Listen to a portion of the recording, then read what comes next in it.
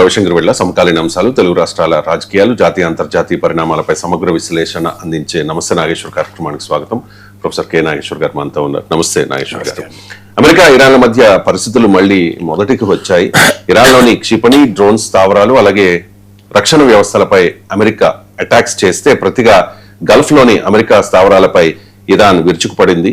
Iran తో ఒప్పందం ముగిసినట్టే, ఇక టైం వేస్ట్, చర్చలు జరిగినా కూడా టైం వేస్ట్ అని చెప్పి ట్రంప్ అంటూ ఉన్నారు. సార్, పరిస్థితి మళ్ళీ మొదటికి రావడానికి గల కారణాలు ఏంటి? అండ్ మళ్ళీ పూర్తి స్థాయిలో యుద్ధం స్టార్ట్ అయ్యే అవకాశాలు ఉన్నాయా? యుద్ధం మళ్ళీ పూర్తి స్థాయిలో అవకాశాలు నన్నెట్లా చెప్పంటారండి, నాకు ఎలా తెలుస్తుంది? మన ప్రతిదాన్ని ఆఖరికి వారిని కూడా స్పెక్యులేట్ చేసే దశకు రాకూడదు. ఏదో ఎన్నికలు, రాజకీయ పరిణామాలు స్పెక్యులేట్ చేయొచ్చు, కానీ యుద్ధాన్ని కూడా జరుగుతున్న పరిణామాలను అబ్జర్వ్ చేసేవాడు యుద్ధాన్ని స్పెక్యులేట్ చేయాలి. అందులో ట్రంప్ వ్యవహారం విషయంలో అసలే స్పెక్యులేట్ చేయలేదు. ఇప్పటికి కూడా యుద్ధం మళ్ళీ మొదలైంది అని కూడా చెప్పలేము. దాడులు మళ్ళీ మొదలయ్యాయి, ఇవి కొనసాగుతాయా ఆగుతాయా ఎవరమో చెప్పలేము. అందువల్ల అది first point, no speculation. Second point ఏంటి అంటే, ఎందుకు ఈ పరిస్థితి ఏర్పడింది? ఈ పరిస్థితి ఏర్పడటానికి ప్రధాన కారణం ఏంటంటే, ఈ యుద్ధం అనంతరం ఇరాన్ తనకొచ్చిన అవకాశాలని ఉపయోగించుకోవడం ట్రంప్ సహించలేకపోతున్నాడు. ఎందుకంటే ట్రంప్ ఆశించింది ఏంది? ఇరాన్ నాశనం అయిపోతుంది, ఇరాన్ బలం పూర్తిగా తగ్గిపోతుంది, తన మిత్ర దేశమైన ఇజ్రాయెల్ తిరుగులేని శక్తిగా ఎమర్జ్ అవుతుంది, గల్ఫ్ పైన అమెరికా ఆధిపత్యం సమర్థవంతంగా పెరుగుతుంది. ఈ అంచనాలతో వార్ మొదలు పెట్టాడు. కానీ డామిట్ కథ పూర్తిగా అడ్డం తిరిగి ఇప్పుడు ఇరాన్ ఈ వార్ను ఒక ఆపర్చునిటీగా మార్చుకుంటోంది. అంటే వీక్నెస్ స్ట్రెంత్ గా మార్చుకున్నది యుద్ధ సమయంలో. అసిమెట్రిక్ వార్ఫేర్ ద్వారా వీక్నెస్ స్ట్రెంత్ గా మార్చుకుంది. ఇప్పుడు వార్ అనంతరము థ్రెట్ ను ఆపర్చునిటీగా మార్చుకుంటోంది. ఆ ఆపర్చునిటీగా మార్చుకోవడాన్ని ట్రంప్ సహించలేకపోతున్నాడు. ఎలా మార్చుకుంటోంది కూడా చెప్తాను. మీరు ఇంత వార్ అయ్యాక మీరు చూడండి, అక్కడ నుంచి ఇరాన్ చేస్తున్న విజువల్స్ ఏంటి? ఖమేనీ అంత్యక్రియలు. ఈ అంత్యక్రియలకు సుమారు 30 కంట్రీస్ ప్రతినిధులు, హై లెవెల్ డెలిగేషన్లు వెళ్ళాయి. రష్యా, చైనా ఎలాగో వెళ్తాయి, ఇరాన్తో మొదటి నుంచి సంబంధాలు. ఈ వార్ సమయంలో ఇజ్రాయెల్ వైపు కంప్లీట్ గా ఒక వైపు ఒరిగిన భారతదేశం, అయతుల్లా అలీ ఖమేనీ మీరు అంతం చేసినప్పుడు శ్రద్ధాంజలి పక్క పెట్టి సంతాపం కూడా చెప్పని భారత ప్రతినిధి వర్గం కూడా అక్కడే ఉంది. అలాగే మీకు ఇరాన్ తో ఈ వార్ సమయంలో కూడా ఘర్షణ పడ్డ సౌదీ అరేబియా, ఖతార్ ప్రతినిధి వర్గాలు కూడా ఇరాన్లో ఉన్నాయి. సౌదీ అరేబియా, ఖతార్ ప్రతినిధి వర్గాలు ఉండడం అంటే మీరు ఆలోచించండి. అలాగే ఈజిప్ట్ ఇస్లామిక్ ప్రపంచంలో ఒక బలమైన దేశం. అలాగే మీకు ఆర్మేనియా ఎక్కడో ఉన్న దేశం అది. సో ఆర్మేనియా ప్రతినిధి వర్గం ఉంది, పాకిస్తాన్ ప్రతినిధి వర్గం ఉంది, అలాగే తాలిబాన్ ప్రతినిధి వర్గం కూడా ఉంది. మీరు లేనిది ఎవరు అంటే ఎంటైర్ వెస్ట్ అమెరికా, యూరోపియన్ డెలిగేషన్లు ఎవరు వెళ్ళలేదు. ఆఫ్రికాలో కూడా ఎక్కువ దేశాలు వెళ్ళలేదు. ఈ రీజన్ లో వెళ్ళని దేశాలు ఏంటంటే యునైటెడ్ అరబ్ ఎమిరేట్స్, మీకు బెహరిన్ వెళ్ళలేదు. ఇలా 2-3 దేశాలకు చెందిన వాళ్ళు మాత్రమే వెళ్ళలేదు. యుఏఈ, బెహరిన్, వీళ్ళు కువైట్, ఈ 3 దేశాలు ఇరాన్ దాడుల్ని బాగా అనుభవించారు కనుక వాళ్ళు వెళ్ళలేదు. సో ఈ పరిణామాలు చూస్తే ఏమర్థమవుతుంది? ఇంత వార్ తర్వాత కూడా ఇరాన్ ఐసోలేట్ కాలేదు. ఇరాన్ కు ప్రపంచంలో సపోర్ట్, సాలిడారిటీ మిత్ర దేశాలు ఉన్నాయి. మీకు ఇరాన్ నాయకుడు అమెరికా, ఇజ్రాయెల్ దాడుల్లో మరణించిన నాయకులు అంత్యక్రియలకు అమెరికా మిత్ర దేశాలైన సౌదీ అరేబియా, ఖతార్ కూడా వెళ్ళాయి మీరు గమనిస్తే. సో పాకిస్తాన్ వెళ్ళింది, అమెరికా మిత్ర దేశాలు. బలమైన దేశాలైన రష్యా, చైనా వెళ్ళాయి. ఇండియా లాంటి దేశాలకు కూడా తమ ప్రతినిధి వర్గాన్ని పంపించక తప్పనిసరి పరిస్థితి ఏర్పడింది. సో దీన్ని బట్టి ఏమర్థమవుతుంది? Iran has become much stronger అని. ఎందుకు ఇప్పుడు భారతదేశం ఉదాహరణ తీసుకుంటే, మనం ఎందుకు ఇజ్రాయెల్ వైపు మోడీ ప్రభుత్వం పూర్తిగా ఒరిగింది? మోడీ కూడా నెతన్యాహు మాటలు నమ్మాడు, ట్రంప్ నమ్మినట్లు. అయిపోతుంది, ఒక 2 రోజుల్లో ఇరాన్లో ఇస్లామిక్ రెజీమ్ పడిపోతుంది, మనకు అనుకూలమైన ప్రభుత్వం ఇరాన్లో వస్తుంది అని చెప్పితే నమ్మాడు మోడీ. నమ్మి ఇరాన్లో కొత్త ప్రభుత్వం వస్తుంది కదా, దీన్ని పాత ఇస్లామిక్ ప్రభుత్వం మనం డిజర్వ్ చేసుకుంటే ఏమవుతుంది అని డిజర్వ్ చేసుకున్నాడు. కానీ అనుభవంలో ఏమైంది, రాలే.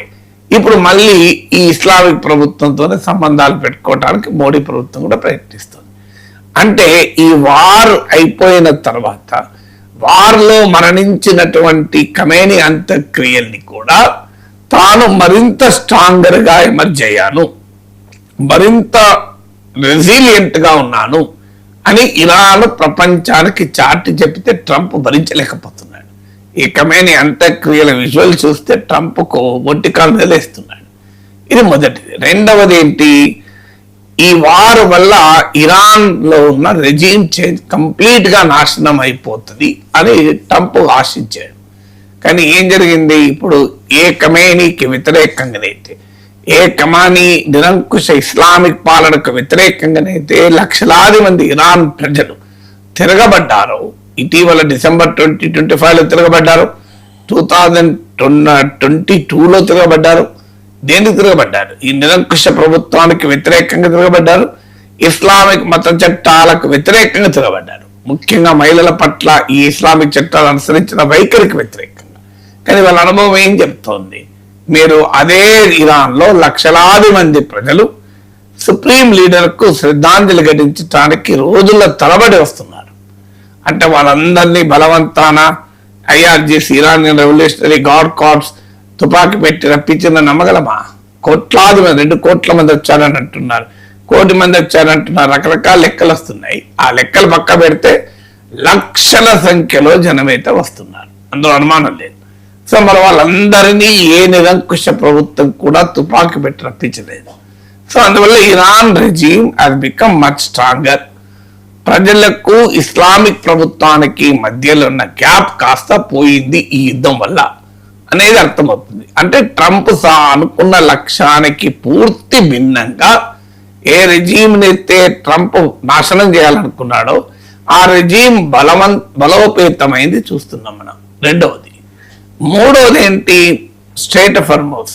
స్ట్రెయిట్ ఆఫ్ హార్మోజ్ ఈ వార్కు ముందు ఫ్రీగా ఉండే, ఏ ఇబ్బంది లేకుండే.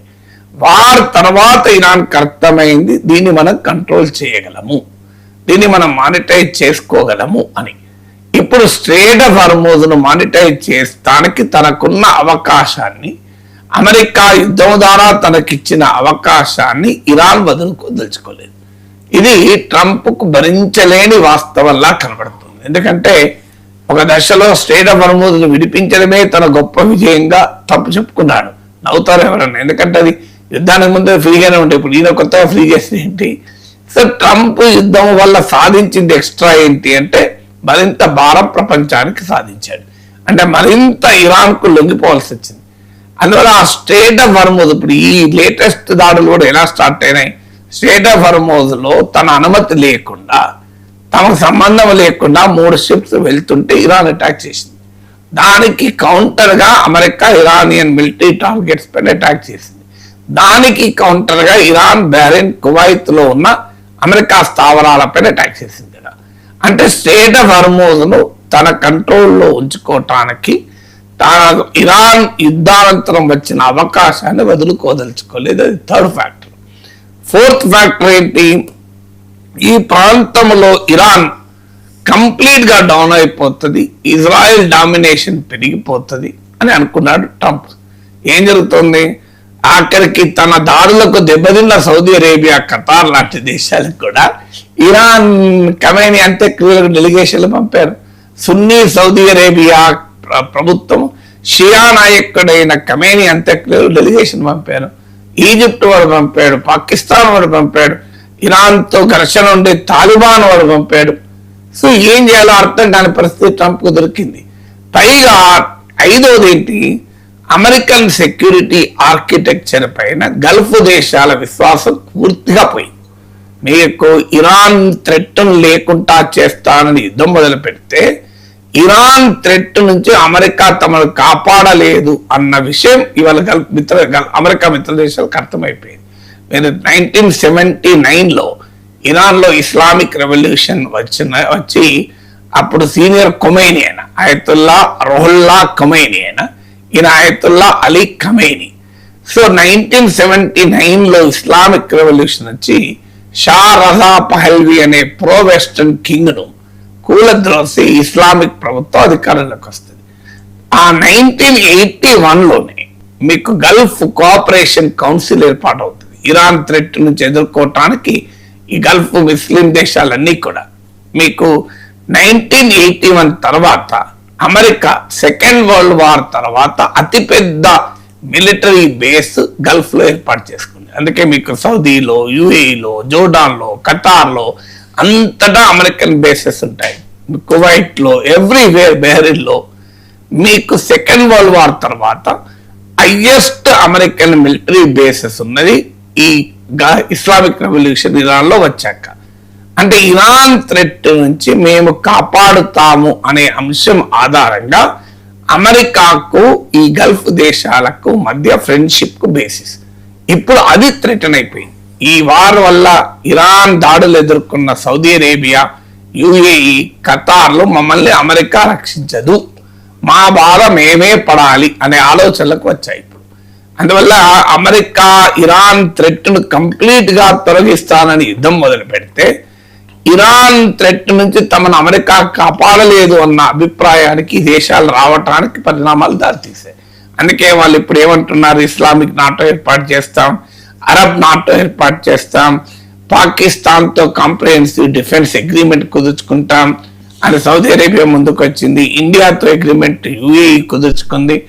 ఆఖరికి ఇరాన్ తో కూడా ఒప్పందం కుదుర్చుకోవడానికి ఈ దేశాలు ముందుకు వస్తున్నాయి. మీరు చూడండి, కొన్ని రోజుల తర్వాత మీకు అమెరికాను పక్కకు పెట్టైనా అమెరికా అభ్యంతరాల లెక్క చేయకుండా ఈ గల్ఫ్ దేశాలు ఇరాన్ తో పీస్ డీల్ కుదుర్చుకున్నా ఆశ్చర్యపడాల్సింది ఏమీ లేదు. సో ఆ పరిస్థితికి ఈ యుద్ధం దారి తీసింది. అంటే ఏ లక్ష్యంతో ట్రంప్ యుద్ధం మొదలు పెడితే ఇంత కంప్లీట్ రివర్స్ అయింది చూడండి. 4వది 1979 తర్వాత ఇప్పటి వరకు 47 ఏళ్లుగా ఇరాన్ పైన భయంకరమైన ఆంక్షల్ని అమెరికా పెట్టింది. సో అన్ని రకాల ఆంక్షలు పెట్టినాక అటు ఎకానమీ పైన ఆంక్షలు, ఇరాన్ న్యూక్లియర్ ప్రోగ్రామ్ పైన ఆంక్షలు, అన్ని రకాల ఆంక్షలు పెడితే ఏం జరిగింది? ఇప్పుడు ఇరాన్ న్యూక్లియర్ ప్రోగ్రామ్ అమెరికా ముట్టుకోలేకపోతుంది. ఇరాన్ మిసైల్ టెక్నాలజీ పైన ఆంక్షలు లేవు.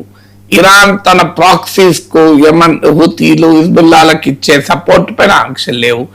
పైగా ఇరాన్ పైన ఆర్థిక సాంక్షన్స్ ఎత్తివేస్తున్నారు. ఇరాన్ ఆయిల్ ఎక్స్పోర్ట్స్ మొదలు పెట్టుకొని ఇచ్చారు. ఇరాన్ నిధుల్ని స్తంభింపజేసిన $100 కోట్ల నిధులు రిలీజ్ అయ్యాయి. అంటే ఇరాన్ ఎకనామిక్ గా క్రిపిల్ కావటానికి గత 47 ఏళ్ళుగా అమెరికా ఆంక్షలు పెడితే యుద్ధం వల్ల పోయాయి. మీకు చూడండి ఇంత ఇంట్రెస్టింగ్, యుద్ధం వల్ల ఇప్పుడు పోయి ఇరాన్ ఆర్థికంగా మళ్ళీ నిలదొక్కోవడానికి అవకాశం ఏర్పడింది.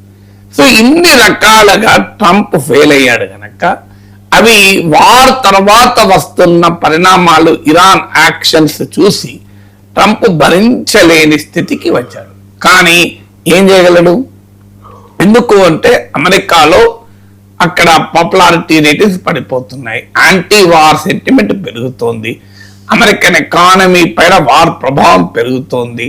మిత్ర దేశాలైన నాటో దేశాలు కలిసి రావడానికి సిద్ధంగా లేవు. మిత్ర దేశాలైన గల్ఫ్ దేశాల్లో అసహనం పెరుగుతోంది.